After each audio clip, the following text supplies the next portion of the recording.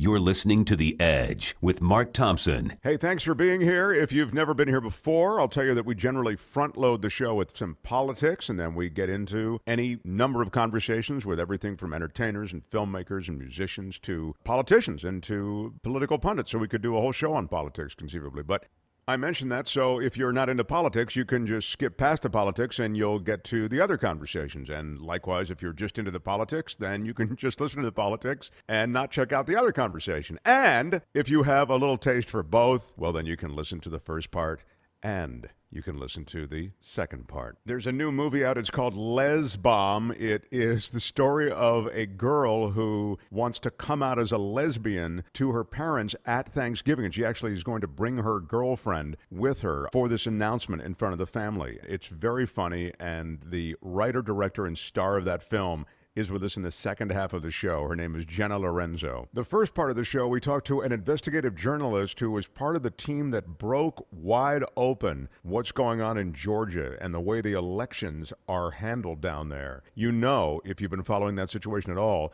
there are recounts going on in Georgia and Florida. Ballots have been thrown out, and the technology they use to vote is crazy, and you'll hear it detailed in our conversation. So we speak to one of the investigative journalists who broke that story. And this isn't just limited to Georgia. What you're going to hear is how elections can be manipulated just by being slow to integrate the latest technologies and essentially by gaming the system. And that could happen in any state. So investigative journalist Jordan Wilkie, who uncovered so much of what's going on in Georgia and maybe going on in so many states around the country, he joins us for the first part of the show. How do you support our show? Well, first by subscribing, sharing, and recommending our show. You go a long way to supporting us. We don't do any commercials, and you'll notice we don't have a Patreon model. I'm committed to two things: no commercials, and it's free. And so as long as this podcast is out there, there'll be no commercials, and it will be free to you. But we do ask for your support in a couple of different ways. Our website is edge-show.com. There you will find banners that say Amazon on them, and if you are going to shop on Amazon anyway, click on one of those banners and we get credit for whatever you buy. We don't know what you buy, but your Amazon experience is the same. It's just that because you click through our website, we get a little something from what you spend. It's a good way to support this show along the way. Appreciate any 5-star reviews you leave on iTunes, any positive comments you leave on iTunes. All of that stuff matters in this universe of podcasts, which is getting more crowded by the second. And we have a virtual tip jar on our website at edge-show.com. You'll see a little PayPal link, and you can leave us $1 or $2, and that would be very much appreciated as well. Lastly, if you have any comment, question, or other thought, you can reach us at edgewithmarkthompson@gmail.com. edgewithmarkthompson@gmail.com. All right, those are the preliminaries. Let's get started. This is The Edge. The advantage, it means. Hey, look, I just spit on me for no reason. That's horrible. Is there some comfort in uncertainty, do you think? You're a degenerate. Because Australian Shepherds need action. Wow. Yeah. This is The Edge. That's a self-loathing term that I use. Oh, got it.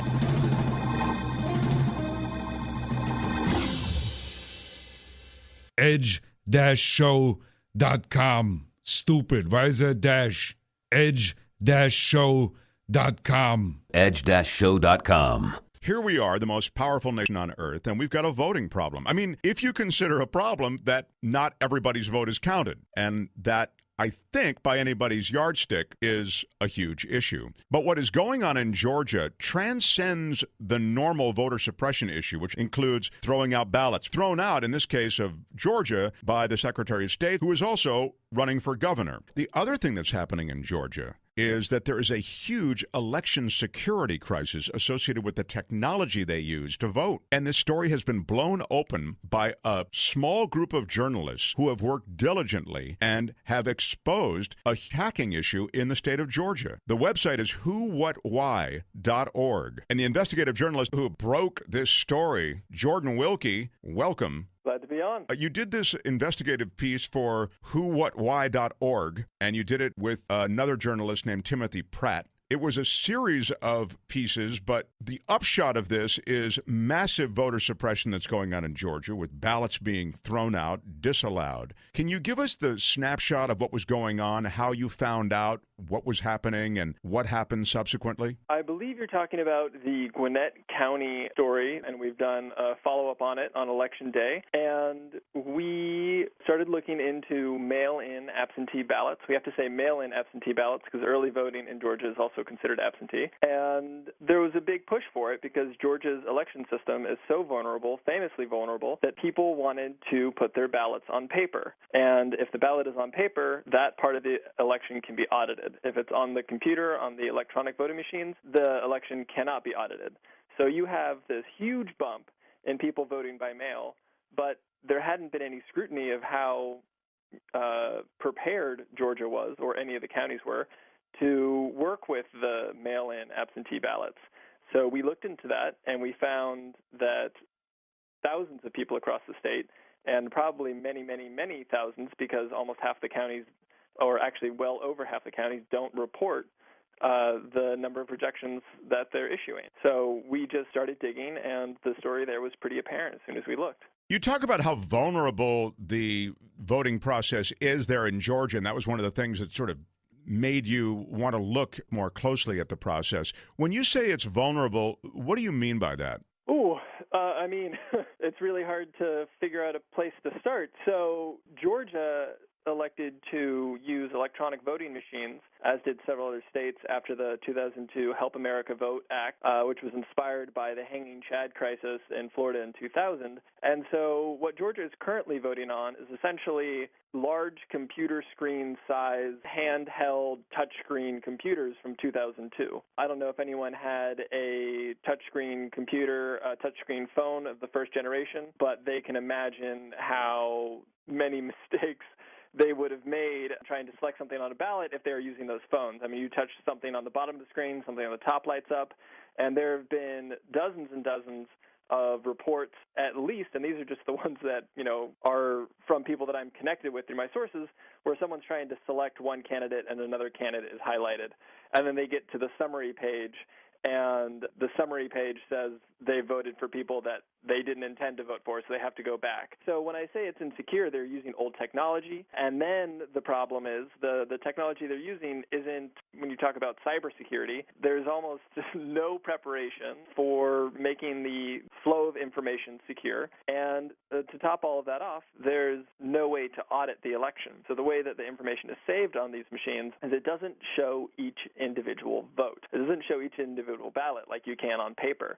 You just see these summaries. And so you can't go back and make sure that the initial vote was counted in the way that it should have been. It's completely unauditable, and therefore, I find it sort of difficult to believe that there's a way to guarantee that the election is safe, given that the machines are vulnerable to hacking, the process is vulnerable for intercepting memory cards and altering them. It's the Secretary of State's office will tell you that it's all secure and all safe, but I've been here for 6 weeks, and I've found just a tremendous amount of vulnerability in the system. It's sort of mind-boggling. Because it is so vulnerable, and because it isn't traceable and it isn't verifiable, and there is no way to really know that the vote is secure and accurate, why does that system continue? Excellent question. That may be outside of my wheelhouse. I can tell you that there were 3 candidates for Secretary of State. The Democrat wanted to go to paper ballots, as did the Libertarian, and the Republican wanted to start a new contract for new voting machines. The new voting machines are perhaps more secure, but they're not secure. I was talking with some computer security experts, some cybersecurity experts who are really focused on election machines and voter registration systems, and they've told me again and again that there has not been a single electronic voting machine or electronic voting system that hasn't been broken into relatively easily by these computer security experts. And people may think that this is sort of a conspiracy theory, when you start talking about hacking into computers. But when you look at securing a democracy, it starts with the ballot box. And we know for a fact that foreign governments, a sophisticated foreign government, Russia, has, at the very least, probed and gotten into various voter registration and state voter systems. I mean, we know that from the federal government. So it's a real thing that is happening, and none of these voting machines are secure, and one of the candidates wanted to continue with this. Raffensperger, the Republican Raffensperger, wanted to restart this electronic voting machine system. I mean, that's just a complete dismissal of facts around the security of any voting machine system. I mean, it doesn't have to be one that's 16 years old. Anything that is electronic voting is susceptible to hacking. And this is particularly susceptible to hacking, you're saying? The one that is now is almost laughable. Yeah. In your piece, you talk about the fact that they didn't want to test it. You know, there's almost a bizarre kind of Alice in Wonderland approach down there to this, meaning we know our system sucks, we know it's vulnerable, we know it has all of these shortcomings, and we know it's eminently hackable, as you just noted, and yet we don't want to do anything. Yeah, and I mean, I am not prepared to say that the Secretary of State's office knows that it's hackable. I mean, because they don't seem to have anyone on staff, and they've not been able to present anyone on their staff who has any kind of computer security experience. They recently told us that they have someone in-house who manages their voter registration system, but they've also established in the past that they weren't able to produce anyone that has any kind of computer security background. So it may be that they are just willfully ignorant of this problem. And whatever the consequences, I mean, they're ignoring statements by some of the most renowned computer scientists and cybersecurity experts in the world, and they've been ignoring it for a long time now. In your piece on whowhatwhy.org, you actually go through sort of how it is at every step of the process very, very vulnerable. I mean, it's just so easy. So what you end up with is a situation in which you have a voting system there that just seems so easily manipulated. And then when you add to that what is demonstrable voter suppression, getting rid of a bunch of ballots in Georgia because the signatures don't quite match or because there are other perceived inconsistencies, you have a state that really is borderline illegitimate in the way it's voting. I really don't have I really can't even respond to that. The only thing I can say there is those two issues aren't independent. So the decision to this exact match issue where someone's voter registration card information has to exactly match the information from someone's photo ID, people could be put on that because their voter registration information isn't exactly correct, and people can register online. And one of the major vulnerabilities that we just reported about on Sunday, which caught a lot of attention, is the online voter registration system. I mean, it was so wide open that it's not a hack that anyone needed. Anyone in the world with internet access could have gone on there and just changed some numbers in the URL of one of the links they clicked on, and then they would have been able to, likely would have been able to access a tremendous amount of information on that site. Voter information. Voter information. And then that information could have been used to go back in and change voters' information, pretending to be that voter, in a way that the Secretary of State never would have been able to know because those protections to track those things didn't appear to be built into the website, according to the experts that we talked to. When we talked to some of the prominent experts in the world on this issue, and the Secretary of State denied that and said there was no vulnerability, but then also accused the Democrats of hacking into this, which, again, it wouldn't have required hacking. Anybody can click on the URL, the search bar in their browser and change a number. And then they went and they patched the errors. So there was no error, but they fixed it. And there's no vulnerability and no possibility of getting information, but the Democrats hacked it, so they said. So it's complete nonsense that we're getting out of the Secretary of State's office. The ElectionNet system, is that the same system that is run by the same outfit that runs the electronic system in Georgia? Yeah, so the parent company is called PCC, and they're owned by another larger company. And PCC runs election management software called ElectionNet. ElectionNet is used in 15 states, including Georgia. And in 5 states, PCC runs online voter registration, including in Georgia. So Georgia is particularly vulnerable because the voter registration can be manipulated online. The issue was voter registration information could have been collected for all 6-point-something million voters in Georgia, and then gone back onto the voter registration system, which also was very vulnerable to very easy access and manipulation, and then changed that voter registration information. North Carolina is also a client of PCC, but not for online voter registration.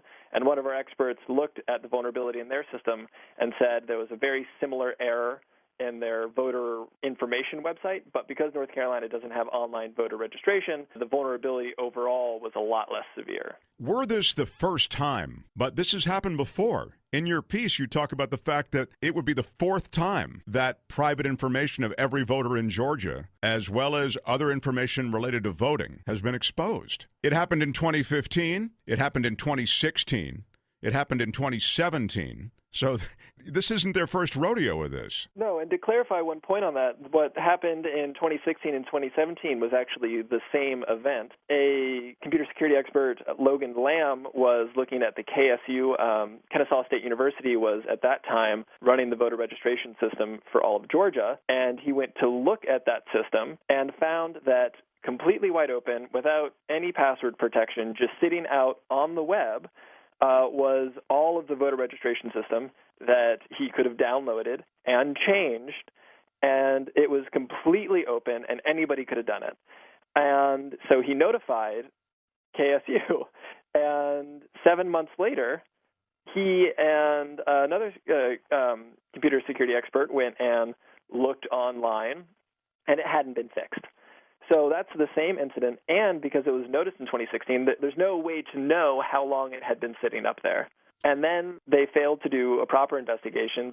They wiped the servers that this information was on, and so there's no way to know if anyone ever went in and changed information or downloaded that or inserted a virus or any of that. And something that is not included in the story that we ran on Sunday is the links in the Secretary of State's My Voter page. And we don't have confirmation on this yet, but the links to the URLs still include references to KSU. So they may have just copied over a lot of the information from the KSU site. And who knows what kind of vulnerabilities that had. The Secretary of State's office hasn't responded to any of the questions that we've had about the security and what they've done to fix it and how they've managed this information and who manages this information. They are refusing to answer questions referencing exemptions in open records law that I couldn't find and they couldn't point to exactly, saying they won't tell us who the vendors are who are managing the security. And it is just sort of mind-boggling. It is mind-boggling, and then we've talked about the fact that the default voting system is hardly a system that is installed by neutral parties. There are connections to the right, and as a result, you feel already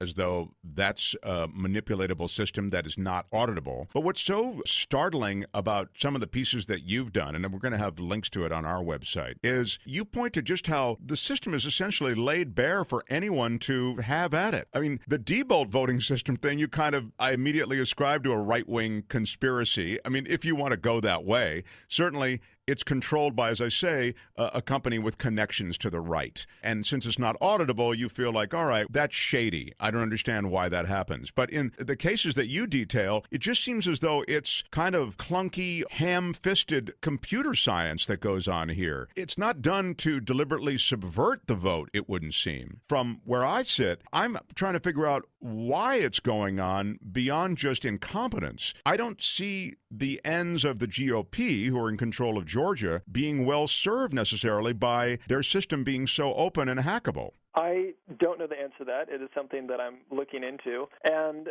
Who, What, Why hired me 6 weeks ago. I had not heard of them before. I found there was a job posting, and I was talking to them, and they said, look, we don't care, Republican, Democrat, Libertarian, who's running, what's going on. What we want to know is what is the situation with election security and voter suppression in Georgia. And I am a criminal justice reporter. I had absolutely no experience in elections, and I walked in and found that this system is, I'm frightened by it. I am a voter in North Carolina who uses the same system. I voted by mail in North Carolina and watched my ballot go in very nervously because I've been reporting on voter suppression here in Georgia. And we know that both states are both run by the same party, and both states have had issues with being, how to phrase this, both have been reviewed by democracy-watching organizations who have been very concerned with the maintenance of democracy in these states. And I mean, I don't have an answer for you, and it's a very difficult thing to say why and what's going on in the background. But the issue is, how do people have faith in their government, and how do people feel that the system was fair? And I don't think that there is a current way to ensure that. And if there is a way to ensure that, the Secretary of State's office has not done that by telling falsehoods, redirecting, opening investigations into the opposite party without evidence, and declining to release information that should be public record. Yeah, your pieces are terrific. As I say, we'll have links to them. And you consult some computer experts along the way. You make the point that there'd be no way to know if the site had ever been hacked or by whom. The My Voter page site in Georgia I'm talking about. Mm-hmm. And so there'd be no way for the Secretary of State to know. There'd be no way for anyone to know where the hack came from, or even if there had been a hack. But as one of your experts is quoted here, who's this guy? Constable is his last name, I think it is? Chris Constable. Chris Constable says not only could anybody in the world access it, but there's not even any indication that there are protections built in to detect an intrusion. Otherwise, this would have been discovered and corrected already, which is kind of what you've just said to us. And then you talk to another world-renowned data security expert who specifically has studied election cybersecurity in 5 countries, including America. So he's familiar with different weaknesses in Georgia's voting infrastructure. Again, this is from your piece. And you say, in a series of tests, the researcher hacked the Ga.Vote voting system, the same type of voting machines used in Georgia. But even he was stunned by the vulnerabilities in Georgia's My Voter page and voter registration system. And you close with this quote: "This is the equivalent of having the bank safe door open. And while it's open, you have the bank safe code posted on the door. People who have built this have no idea what they're doing." It fairly suggests this is basic incompetence. We're used to Southern voter suppression that's been associated with racism and a lot of other horrible aspects of American history. But this looks as though it's just basic incompetence. Yeah, it does seem that way. And the important thing to note about that quote is that if you are robbing a bank and the bank door is open, you can only rob it once unless you go back and the door is still open. But if you rob a bank and the bank door is open and the code is on the door, then you can go back in as many times as you like and just open the door at your whim. And no one will know that it's, that someone is breaking in because they have the correct code. The way that it's working with the website is the website was so vulnerable that someone would have been able to likely go through and find not only files and documents like sample ballots, but access firewalls and cryptographic codes. They could have known absolutely everything about that site and the server it was on and the servers it communicated with. Even if they fix the issues that were found, I am not sure how they would fix the issue of someone having all that information and wanting to come back in. Yeah, you make that point in your piece that even the code that could be used to break into the server, they'd have access to that. So if they have the master key very easily to this site. Again, I'm really used to seeing Georgia and the South particularly involved in voter suppression of all sorts. And we've spoken of it on this show often because it really is shameful that our country, especially given our history of voter suppression, still has this ugly aspect to voting in many districts. But your piece details what I think is not only a bit of that, but it's also their inability to get a hold of this technology, to really employ any sort of technological solution in any diligent way. They're clearly incompetent down there. There may be a ill-placed faith in technology, certainly an ill-placed faith in technology that is from 2002. And the idea that they may still proceed and adopt new voting technology that is electronic-based seems a bit wild to me, especially considering the information that has come out in several lawsuits against the Secretary of State this year, mostly by the Coalition of Good Governance, led by the Executive Director, Marilyn Marks. And those lawsuits have shown that electronic voting systems are not secure and often cannot be guaranteed to be secure. And the better way to go from election transparency standpoint, as long as best practices are followed, is to go with a paper ballot, a hand-marked paper ballot. I wish that would happen across the country. It's just too valuable a thing to mess with the technology, which has been proven over and over to fail us. So the piece is one of many. It's at whowhatwhy.org. And Jordan Wilkie, really, congratulations on what has turned into a huge story. Thanks. Thank you. I just sort of stumbled into it, and I'm glad that my sources trusted me to get it right. We'll watch for your stuff. We'll have links to it on our website. Thanks, Jordan. Appreciate it. We'll have a link to Jordan Wilkie's articles and the articles that you'll find at whowhatwhy.org on our website, edge-show.com. You're listening to The Edge. Join us on the web at edge-show.com. There's a new comedy out called Lez Bomb. It's a film starring Jenna Laurenzo. She also wrote and directed it, and she's our guest. Jenna Laurenzo is with us, and when I say us, I'm talking about myself and the great J.Elvis Weinstein, who I haven't seen in a while because we were on a little hiatus. But you haven't changed a bit. No, I'm sorry. You're beautiful. I had an assignment and I didn't fulfill it. Want to remind everyone that you yourself and Jenna, you can't speak yet because you haven't formally been introduced. But I want you to be aware that Josh here is a documentary filmmaker. He has a history with Freaks and Geeks and Mystery Science Theater 3000. Mm-hmm. I know you're familiar with those projects. Now you can speak. Yes, very much so. Yeah. Big fan. Well, thank you very much. Yeah, I mean, that actually, Jenna said that off the air, too, so I know that that's not just puffery. It's not just balloon juice. Yeah.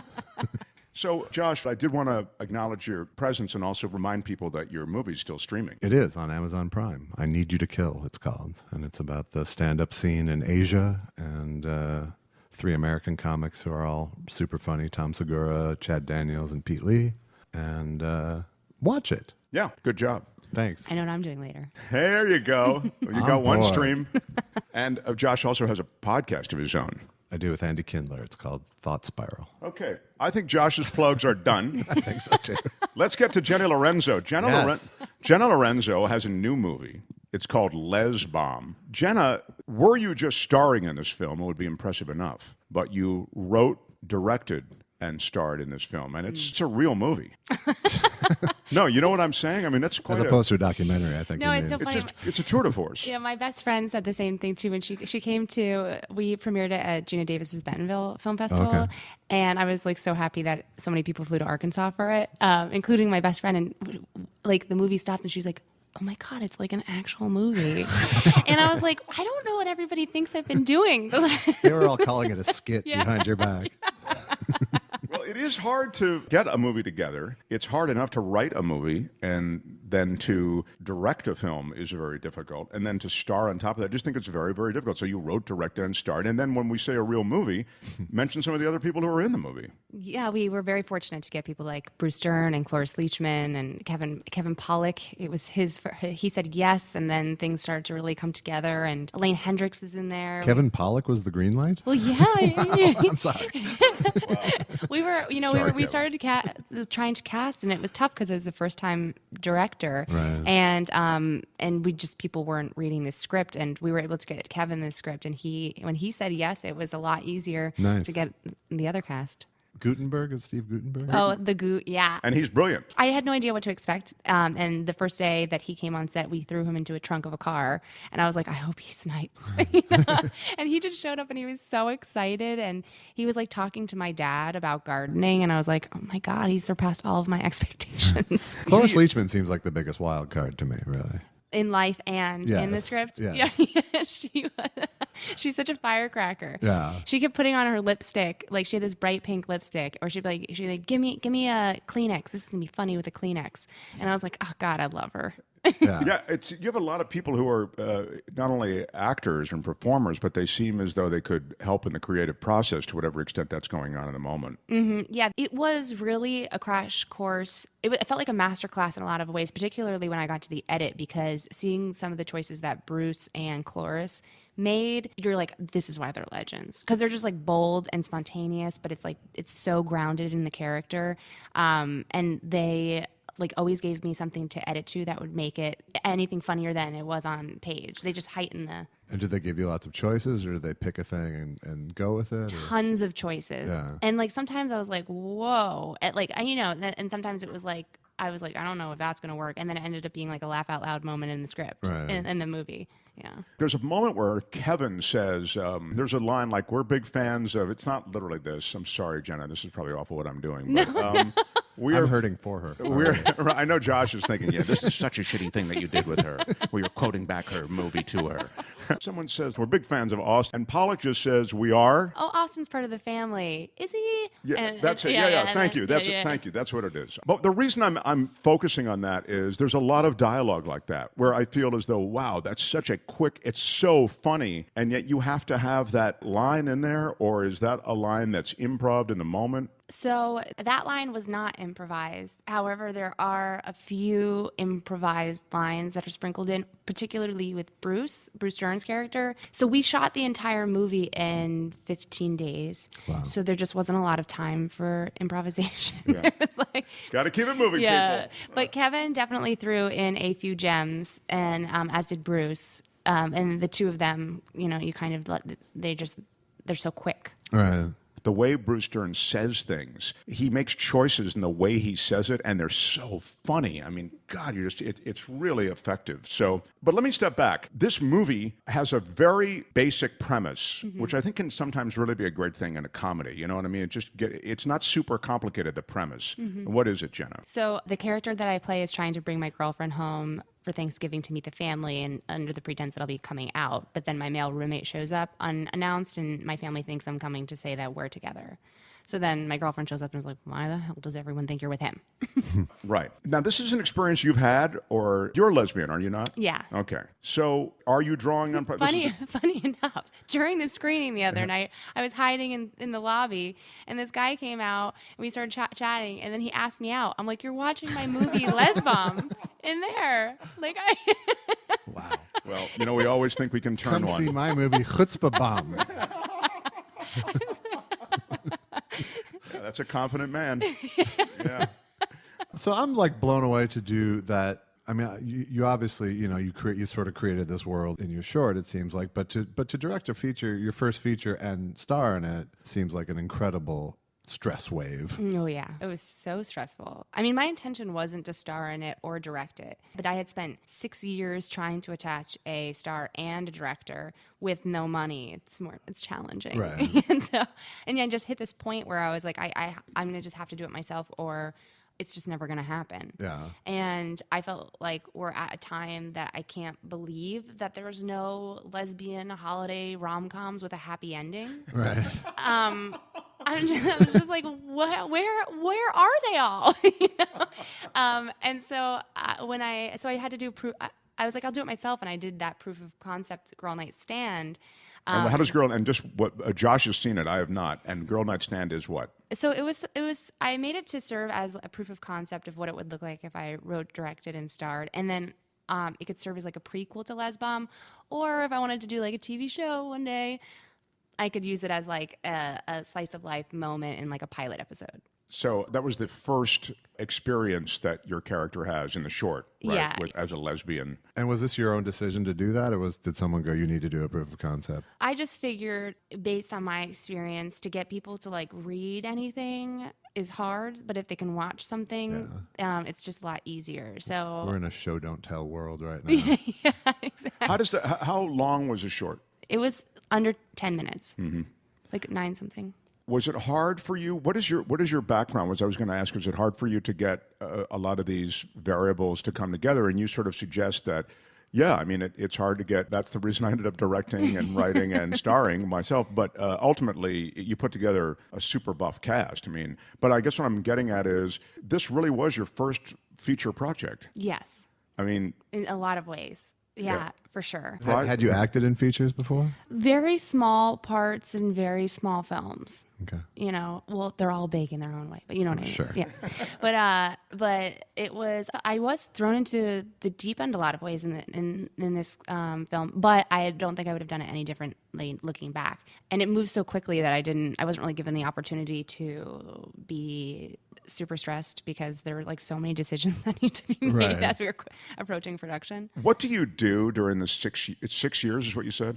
What do you do during the 6 years that you're trying to ramp this up? Like, are you waiting tables? So Are many you- tables. Yeah. Yeah, actually, a lot of the press we were able to get with like both Girl Night Stand and that will be coming out with Lez Bomb are people I waited on and like stayed in touch with. Like like there was this guy who was at Thrillist and now he's at The Observer. And I had done this like web series called Water with Lemon, which was about waiting tables because I just was always like, I'd be like running around and somebody would be like, can I just have some lemon in my water? And I'm like, I can't wait to get that for you. And so I did this like web series about that whole world. And there was a guy that I was waiting on and he worked at Thrillist. And then he gave my web series a shout out. But we've stayed in touch throughout the years. Oh, very cool. Yeah. That is very cool. And it's just weird. I mean, when you finally make the jump from waiting to directing. Yeah.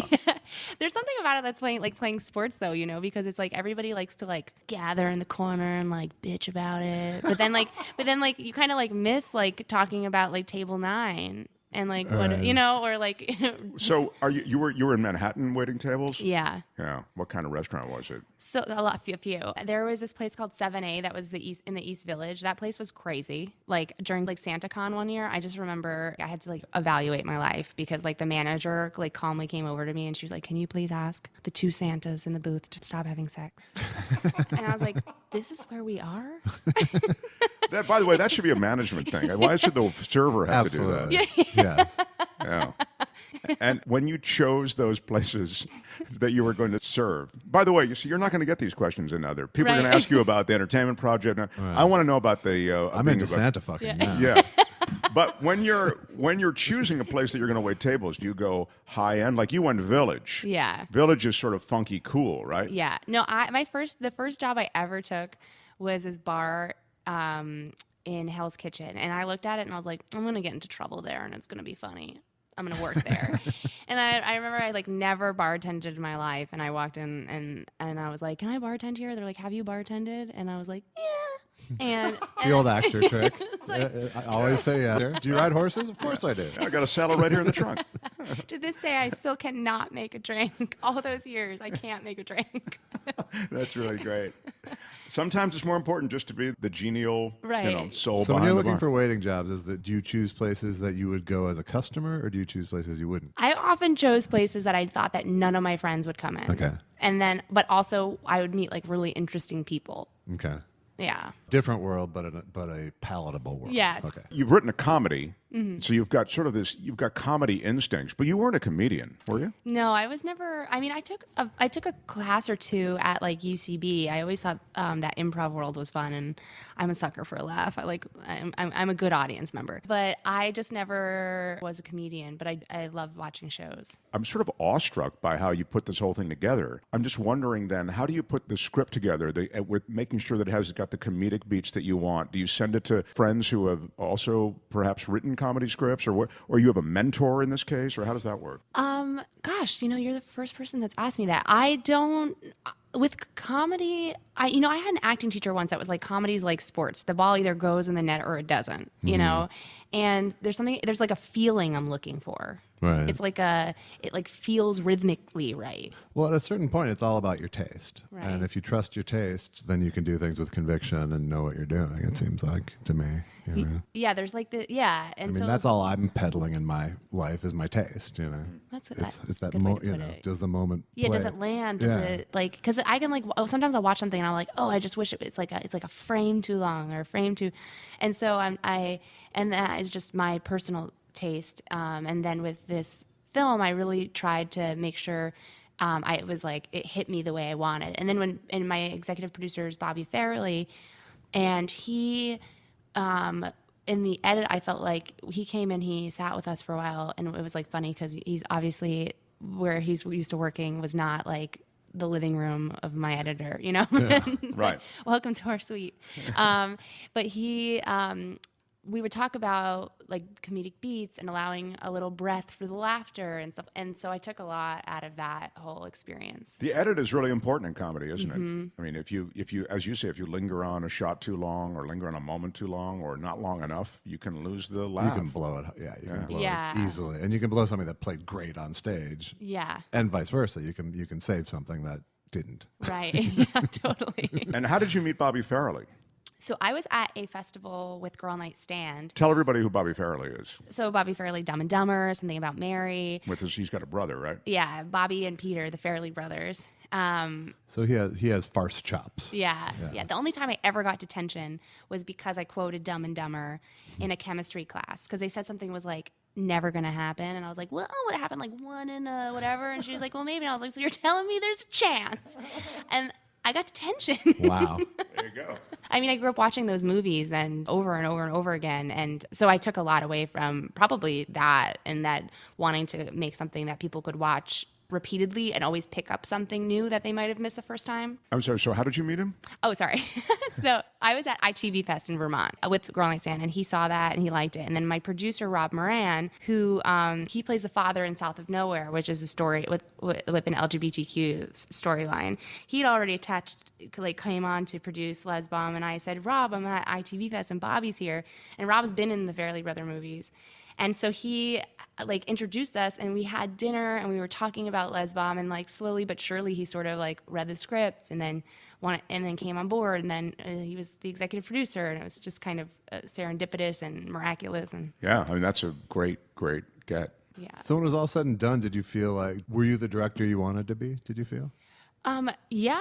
I mean, there was when I look back at it, there's definitely moments in the script I'm like, oh, I wish we got that. Oh, I wish we had more time. But it ended up being better than I could have imagined. Great. And I felt I grew as both a storyteller and a person, which I think is the only thing I can ask for after walking away from a project. So that's how I measure them. yeah. So the movie's Lez Bomb. You're a lesbian. When did you, in your own journey, realize, okay, this is my me. thing? Yeah. Yeah.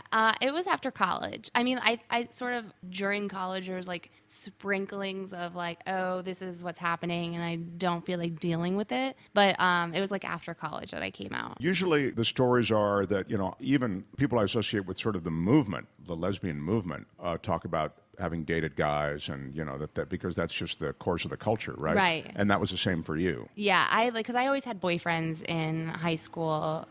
Always, I had a boyfriend in high school and in college, but it just never felt right to me, and I kind of was always expecting it to be magic or something, and then I was like, maybe my expectations are too high. And then, I just was falling in love with women. And first I was oh, I'm just attracted to their soul. But then all the souls I was attracted to were female. So it's kind of well.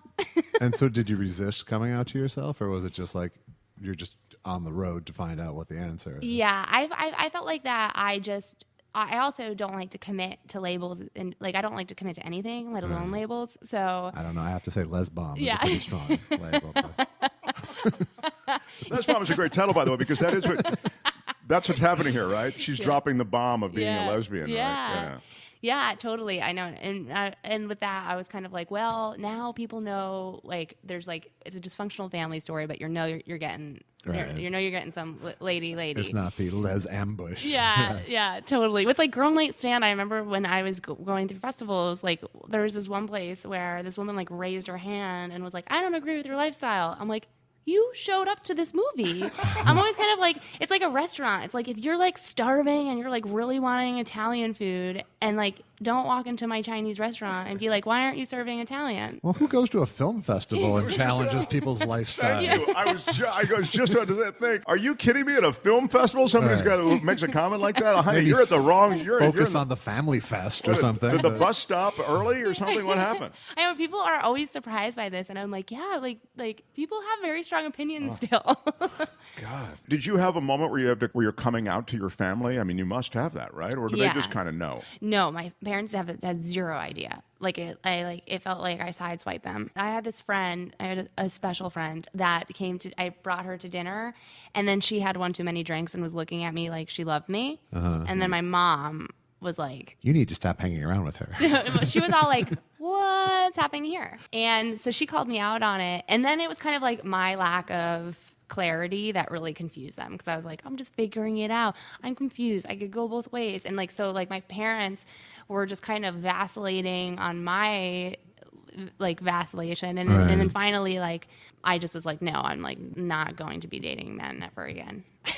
Yeah, because you're sort of wanting to water down your feeling because you're worried about their reactions. You go, I'm still working it out. Yeah. Or like it's a little like... You soften them up. Yeah, right. Yeah. Let them get used to the possibility spectrum here. Yeah, totally. And I think it was watering it down for myself too. Yeah. Because like there was just so many ways where it just did not align with the fairy tale I had very, very in detail spelled out in my journals. Okay. Oh, wow.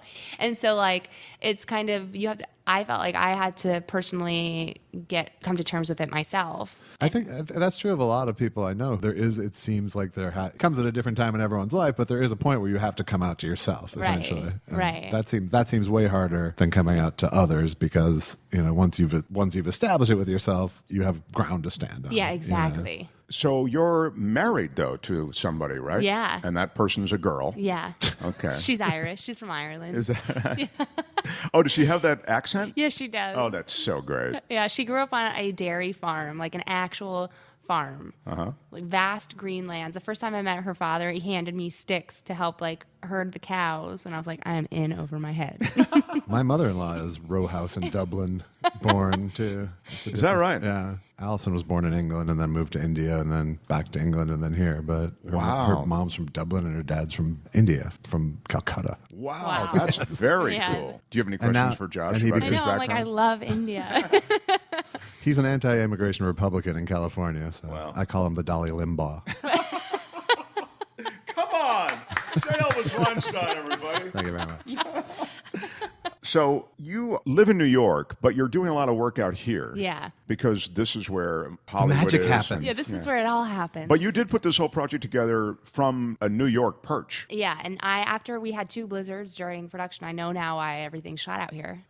I shot doc stuff in New York, and it's just a nightmare. I can't imagine having to do a full set. Trying to control weather. I was like, Well, especially when you're on a tight schedule, I've got to think that's very tough. Yeah, my day off, I was melting snow. Now, Josh will tell you this, Jenna, that I'm international traveler of a certain sophistication about, all the people I've met and all the things that I've done. I don't want to brag. I'm just saying that I've met a lot of people. I've never met anyone who had a close call with a cruise ship almost sinking. And you're afraid now of being out of control. Okay, is that it? Yeah, Okay. I think that's what it, because it's only triggered when I fly. Oddly enough, I would probably get back on a ship. So I was on semester at sea. Okay. Now, the semester at sea, for people who don't know, It's like a floating university that circumnavigates the world. I hear it's a floating sex party. Yeah. They call it semester of sex in some university. I hear it's a Poseidon adventure waiting to happen, apparently. So. Was it? I'm going to get to the accident in a second, but was it just a crazy debauchery? Yeah, I wasn't part of that because I just... You were questioning your I was questioning sexuality. my sexuality.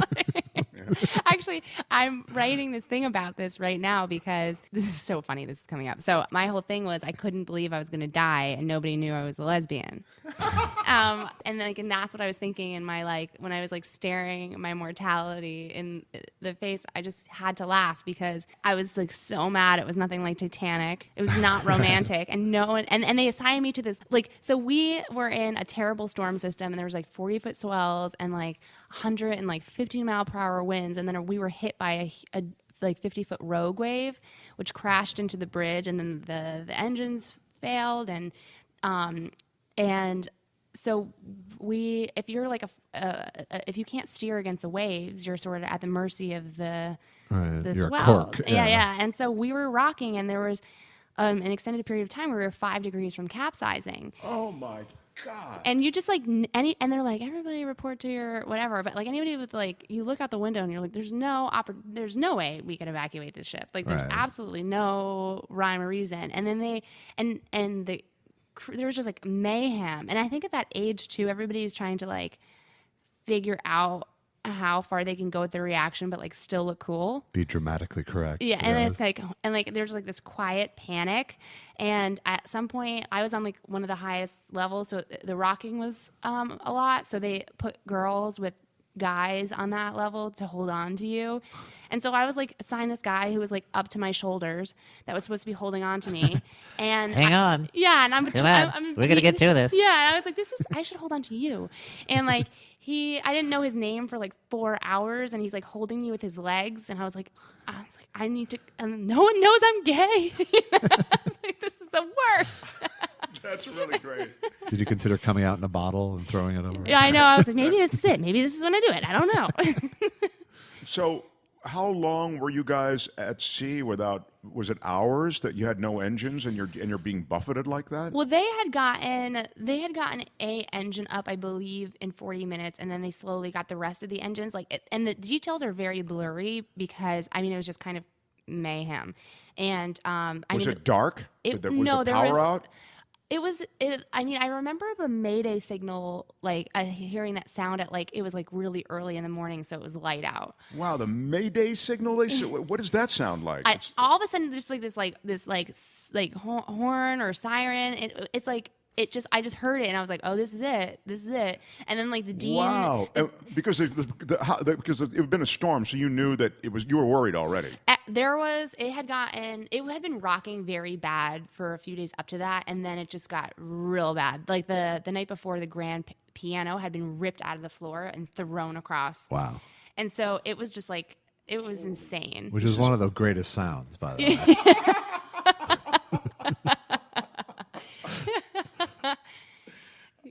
This is unreal, though. I've never met anyone who has been in a.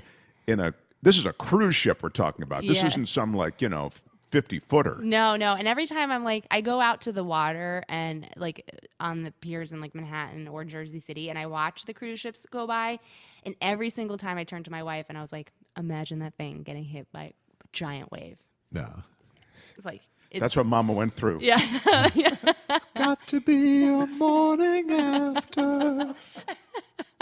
I was talking about this yesterday with my friend because we went hiking up in the Mandeville Canyon area, and I was like, with Lez Bomb coming out Friday, it's I'm so nervous, and there's the feedback and and she's like, you have faced death. Who gives a? Are you serious? You can have both, though. They're. I've had cancer. I can be careerist. I have both. Yeah.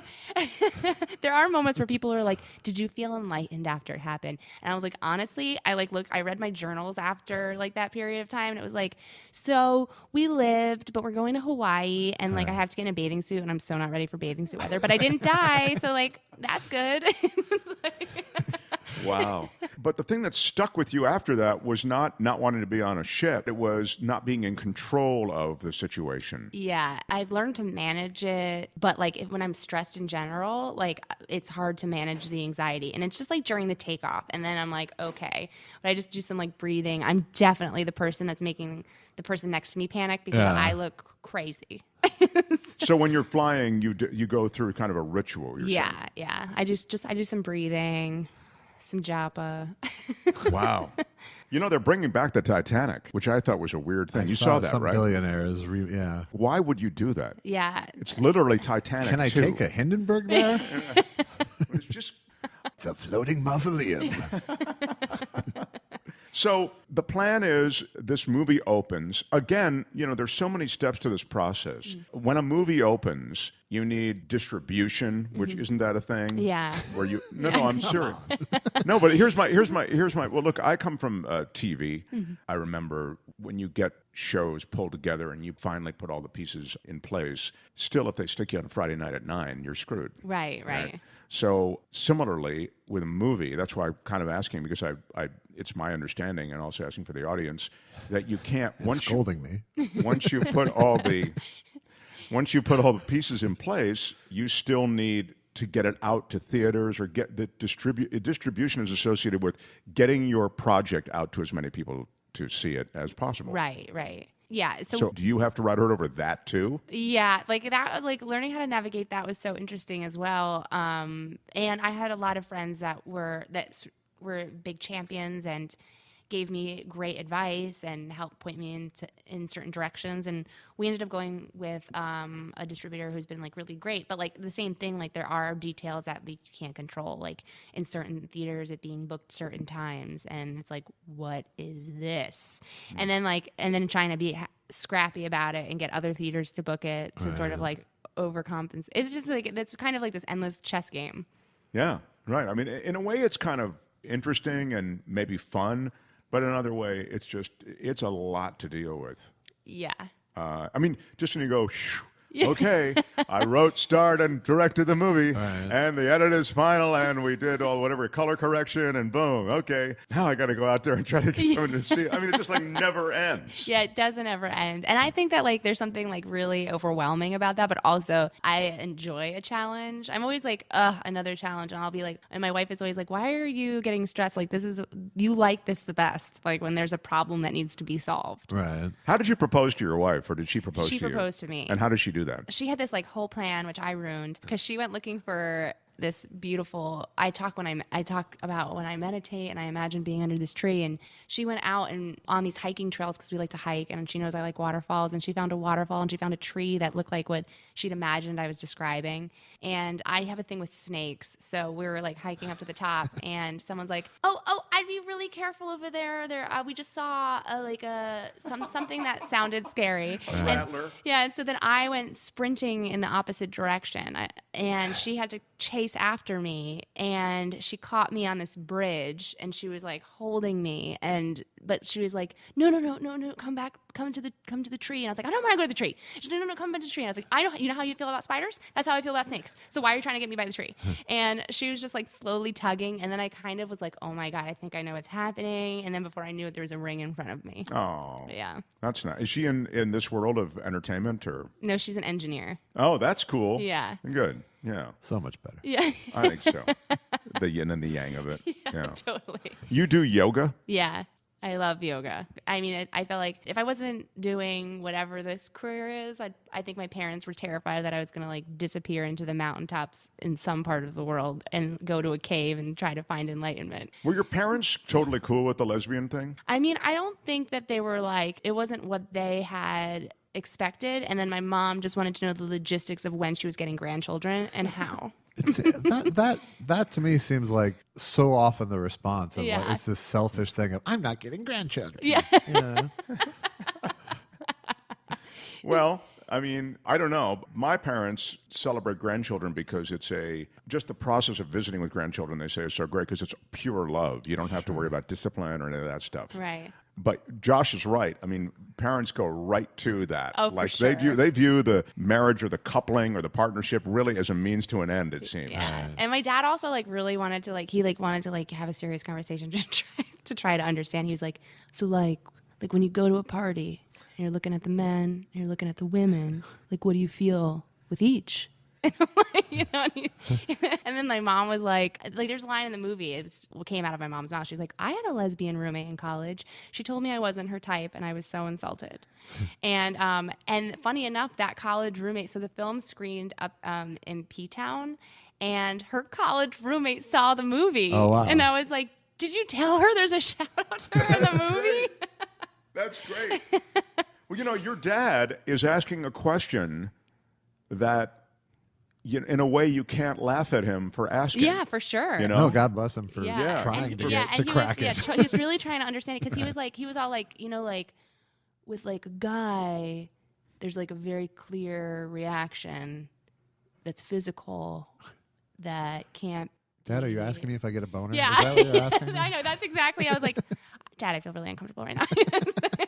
Well, it is weird. You know, when you're a guy, there's an aggressive, almost, Right. sex drive. And they talk about this when women become Transitioning to male. The thing that first surprises, I mean, this has been documented over and over and over again, surprises many of the women who are transitioning, is as they start these hormone injections, they become plagued, if you will, or their mind is dominated by aggressive sexual thoughts.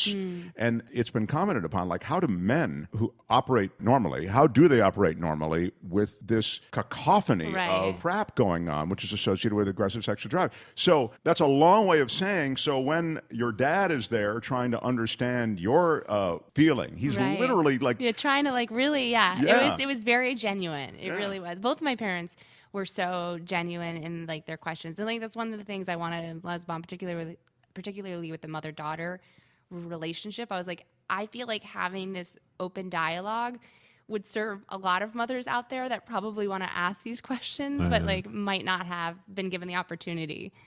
Yeah, no, that's like I mean, from a comedic standpoint, it's a it's a nutritious scene you can write where there's plenty of opportunities for jokes, but there's also there's content that's going to move the characters along. Yeah, and they also were like, I know, like my mom kind of like, it was like, you're not allowed to have sleepovers with like your boyfriends. But then all of a sudden, all of my other sleepovers before that took a totally different context. You know, she's like, but wait. You tricked me. That's funny. Well, you know, the dynamics of family around a holiday right away, funny. I mean, and there was a point in your film where I'm sitting there, I'm going, wow, it's so great to see these are legitimate things that could happen within a family. What happens is everybody goes in with the right attitude, typically, you know, they've taken their deep breaths, they're going in, maybe they have a cocktail, whatever it takes to get through it. And then there's a flashpoint, and then it goes off. Right? Yeah. Because everybody's bringing their own stuff to that table. Right. And feeling like misunderstood. And like, I like the collision of all of that. Yeah. As Josh says, it's really like rich comedically. Mm-hmm. Yeah. Movie comes out November 9th, right? Yeah. With on VOD as well as in theaters? Yeah, in theaters and on demand November 9th. How does the VOD thing work? Where do you demand it? So they sent us this list of all the places that we can use to describe it, which I don't have on me. They're like, tell everybody to pre-order it on iTunes. Okay. But then like Amazon and all the cable providers, Google Play and all of that. Just thinking for our listeners who are interested, you can see it without ever having to leave your home. Yeah, exactly. That's great. But go leave your home and see it. And if you can't see it, buy it anyway. Yeah, please. Yeah, just leave it on your hard drive. Support You'll our look Jenna. enlightened. Yeah. If someone sees Lez Bomb on your hard drive, you look cool. I know. I'm like, I wonder how many watch lists I'm on with Lez and Bomb together in subject line, you know? It's a great... You're on some sexy watch lists, too. So have you been approached for other projects now? Are you like already on to the next project as well? Or is that the way this business works? Or I have another movie that I'm going to try to make sooner rather than later. And I have a TV series based on Girl Night Stand that we're taking around to people. Wow. And then, we've talked to other people about projects. But, you know, there's that thing, I want to just like make stuff and not just like run around drinking lots of coffee and taking meetings. You know? Sure. Because there is that thing where it's like everything just sounds like a potential, and sometimes you just have to like do it. I like this person a lot. Yeah. Did you have an agent before this? No. Oh, I have my managers. I work with Brillstein, and they've been amazing. So, when did you get Brillstein? After your short? After I had done that web series that had I did my first web series in Parker and Maggie in 2011, had gotten a little press, and then I did another thing called Water with Lemon, and slowly but surely, like, I trick these people to No, that's great. I mean, because you need that, right, in this world. You have to make stuff now. Yeah. I mean, it's the only, It both for your own soul and just, it's the only way you can have any control over your life and not have people giving you permission. Yeah. And like, even with some of these, and a lot of these meetings, often like people are like, God, like it's so hard to make a movie. And then I'm like, oh my God, am I going to always have to do it like this? Yeah. Well, did you go to film school, or how did you acquire the skills you needed on the film side? Well, back in high school, I actually got really interested in like movies because I'd carry a video camera around, and I filmed all of my friends and like their debaucherous behavior for all of senior year, and then I had 35 hours of unedited film that I cut down to a 2-hour movie, and then like premiered it with like a kegger, and I just fell in love with the editing process that way. And then I ended up going to Carnegie Mellon for something else, but then came back to studying writing and directing and a little acting. And then after CMU, I did an acting conservatory in New York for a year. So it all kind of fed into each other. How many kids in your family? I have a brother. His character in the movie is like the least like him. He's like very cool and calm, and it just wasn't good for comedy. Oh my God, your brother in the movie. But he's going to have kids though, right? Yes. Okay. I'm all like, Ricky, this is on you. He just got married, and I'm like, is it coming? Because I need mom to get off of my case. That is a great relief when somebody else serves up the first grandchild. It is like, thank God. Well, Jenna Laurenzo, I wish you well. The movie's Lez Bomb. It's so cool that you could come here and hang out with us. I really like the movie. It's funny and it feels authentic, and I think that also helps the humor. The Thank funny. you. He wasn't cool enough to share the link with me, but I'll see it. I'll actually pay for it. It was not a link. I went to the movie. Thank you. I don't have a link. All right. No, I was so excited to get to come in and chat with you both today. Yeah. You can reach Jenna on Twitter. Are you at Jenna Laurenzo? Yeah, but my last name is Laurenzo. There's another Jenna out there that is unfortunately getting a lot of Okay. misspelled. I hope she's straight, though, so just to burn her. He's J.Elvis Weinstein, at J.Elvis Weinstein. I'm at Mark T. Live. Those are the different ways you can reach us. Also, if you want to reach Jenna, you can reach me, Edge with Mark Thompson, at Gmail, and I will pass it on to her. Thank you again for being with us. Thank you. Thanks, Josh. Bye, everybody.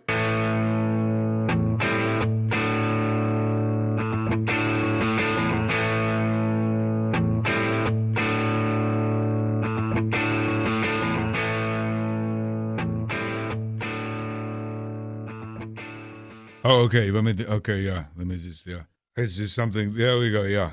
I want to thank you for all the ways that you support my friends on the Edge podcast. And if you haven't already, why don't you show your support and subscribe? What's the matter with you? Go to Edge Show. Oh, it's Edge Dash. What's with the dash? Stupid. All right, I want to thank you for all the ways that you support my friends on the Edge podcast. Show your support and leave something on their website, edge-show.com. Stupid. Why is there a dash? edge-show.com.